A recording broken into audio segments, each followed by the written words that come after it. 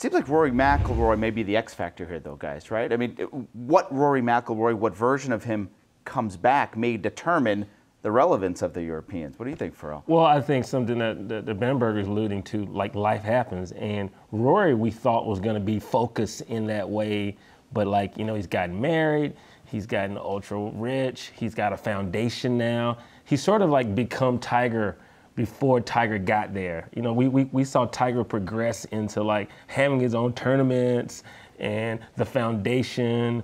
That's with 14 majors. Right, 14 majors. And Rory is just sort of like settled into like being like a star. And so I'm just worrying, is that same thing going to happen to Rahm? I mean, Rahm is American-based, American agent. I mean, could he fall into that same kind of pattern of just sort of like big? You know, you think about it. Seve, those guys kept a little distance, you know, and so they could really be about the Ryder Cup and focused on that.